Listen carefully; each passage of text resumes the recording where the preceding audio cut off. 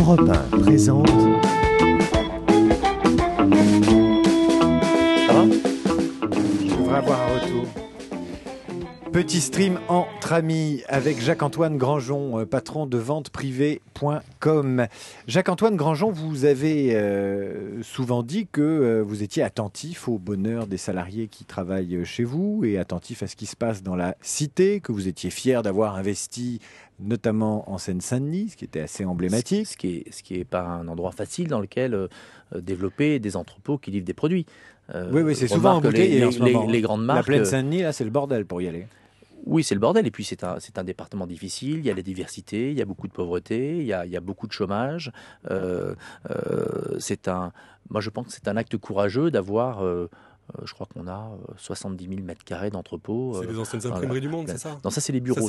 Ça, c'est les bureaux. Donc là, moi, j'y suis depuis 1996. Je les ai achetés en 96, ces bureaux. Donc bien avant l'existence de vente privée. Et les entrepôts, c'est les grands trucs roses qu'on voit ça, quand c'est on les est sur petits le... entrepôts, ceux-là. Mais j'en ai d'autres à Mitry-Mory, au Tillet. Et je pense que c'est un vrai acte d'engagement d'être là-bas. Alors, je ne suis pas que là-bas, je suis aussi dans la plaine de l'Ain à Donc Lyon. rester en France, c'est déjà être de gauche, et aller en Seine-Saint-Denis, c'est être encore plus... Ah, je pense que c'est faire un véritable acte de dire... bah oui, c'est de dire, on n'est pas seul au monde, on est dans un département qui m'a apporté beaucoup, j'y travaille tous les jours, j'y passe 14 heures par jour. Bah oui, mes entrepôts, en tout cas au moins une grosse partie, une partie importante doivent être là.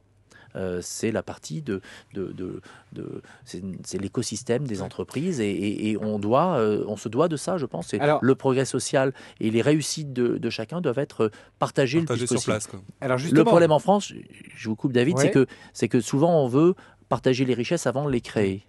Et je pense qu'il faut non seulement les créer, mais les pérenniser et trouver la juste équation pour ça.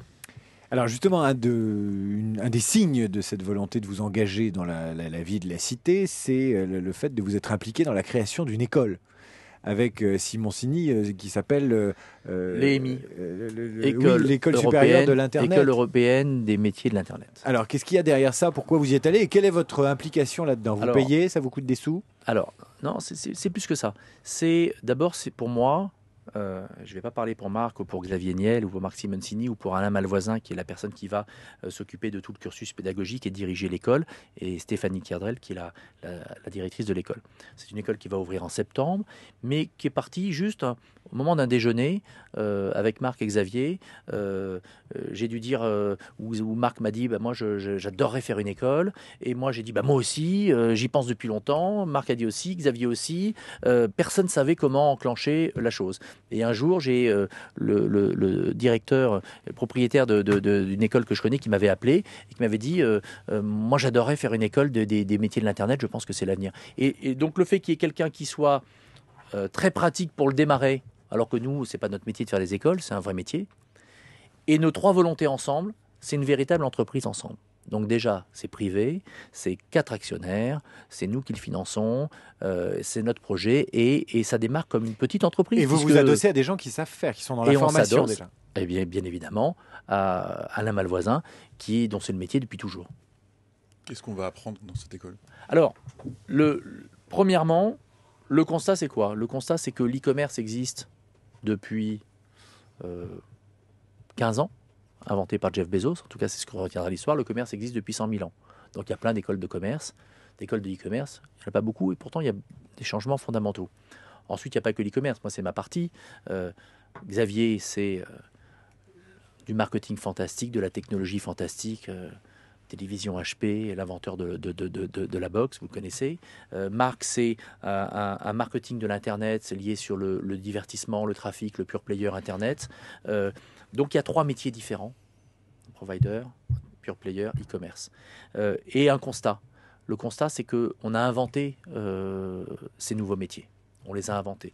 On a embauché des gens qui venaient d'autres formations et à qui on a dit, voilà, on va faire un catalogue numérique, comment on fait pour aller plus vite, comment on fait pour faire mieux, comment on fait pour... ça, c'est dans ma partie. Et eux aussi, dans leur partie, ont inventé ces métiers-là. Donc on a vraiment des problèmes de recrutement en permanence.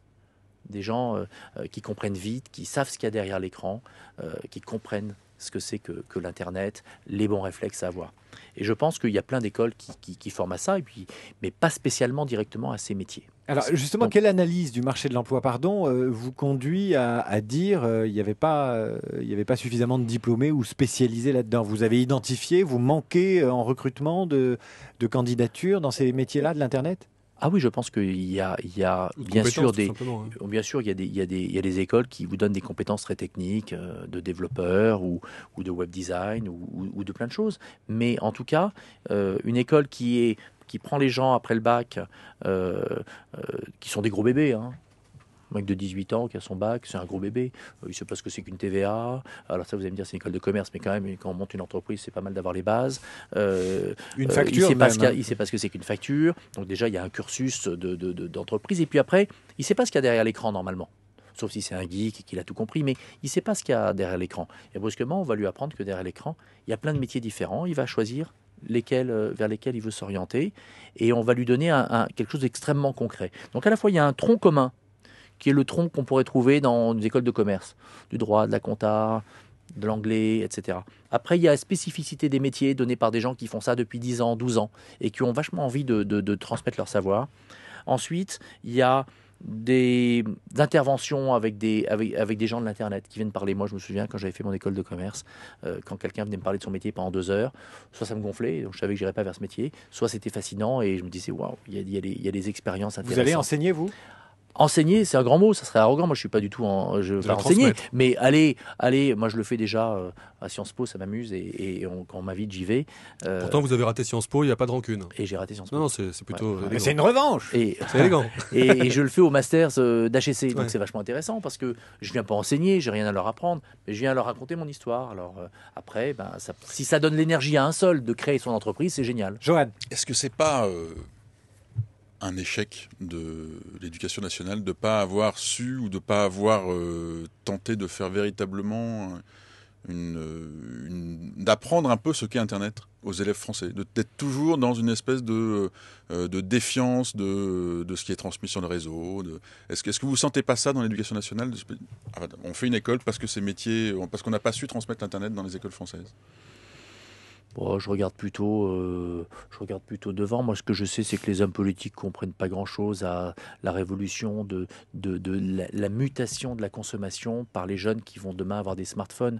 Donc, ils protègent plutôt les lobbies de fédérations, de petits magasins qui, de toute manière, s'ils ne se renouvellent pas, vont beaucoup souffrir.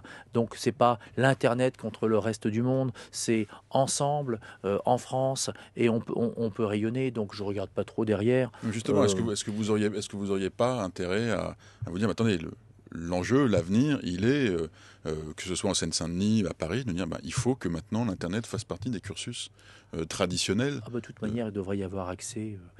Il devrait y avoir un Internet social. Tout le monde devrait pouvoir avoir accès pour pas cher du tout à Internet. Les ordinateurs devraient être fabriqués pour que tout le monde puisse avoir une tablette facilement dans les écoles. Il devrait y avoir, des outils mis en place. On dépense tellement d'argent en beaucoup de choses inutiles. Mais il y a beaucoup de conseils régionaux quand même qui font l'effort d'offrir des ordinateurs et des connexions à alors leurs ce qu'on élèves. dit, c'est que si on offre des millions d'ordinateurs, on va enrichir les Chinois qui les fabriquent ou Taïwan qui les fabrique. Alors on le fait pas, mais à un moment donné, faut dépasser ça. Faut que cet outil soit utilisé, véhicule à la fois les idées, les biens, les services. vous avez l'occasion de dire à des responsables politiques ou économiques votre vision, de la partager Quand vous êtes allé à l'Élysée, visiblement, avec un certain nombre de happy few poids lourds du web, est-ce que c'est un message que vous avez martelé, cette idée?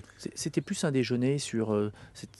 J'y étais, j'étais très heureux d'y être, parce que moi je représentais l'e-commerce. C'était plus un déjeuner sur la liberté, les blogueurs. On va en parler en troisième partie, sur la régulation. Alors, c'était pas sur le moi, business. J'avais rien à vendre. J'étais en train de dire, moi je pense qu'il se passe quelque chose de fantastique avec l'e-commerce. La consommation évolue. Il faut être au courant de ce qui se passe parce que sinon on rate le train. Juste pour revenir sur l'école, j'ai 2 questions concrètes. Il y avait une dépêche qui est tombée mi-janvier. Il y avait des questions en suspens.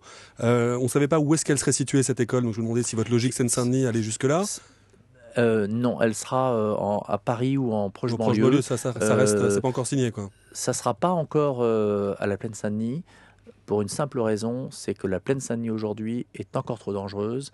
Moi, j'ai 70% de filles qui travaillent dans les bureaux de l'avenue du président Wilson et j'ai des agressions régulièrement. Et donc, l'endroit n'est pas encore assez sécurisé. S'il y a un message à faire passer, c'est qu'à un moment donné, je ne peux pas envoyer les étudiants de 18 ans à la plaine Saint-Denis. Et juste pour savoir, parce que c'est post-bac, juste combien ça coûterait à peu près? C'est comme une école privée, ça coûterait entre 8 000 et 9 000 euros. C'est une école privée, vous y rentrez post-bac, mais même si vous avez raté le bac, peut-être que vous pouvez être candidat quand même, parce que si on sent l'énergie, si on sent le désir, il y aura une possibilité d'y rentrer, il y aura des bourses. Vente privée fera des bourses pour que quelques étudiants puissent accéder à ça. Il y aura des prix pour les familles qui ont moins de revenus et on fera en sorte, ça existe dans plein d'écoles, il y aura des prêts étudiants à négocier avec les banques. Oui, on fera en sorte que ce soit un succès, mais vous savez, c'est une aventure qui démarre. Hein. Non, bien sûr, c'est 80 élèves la première année. Et ben, si on en a 80 la première année, on construira cette école avec eux. Eh bien, on ira au résultat. Partie suivante, on va parler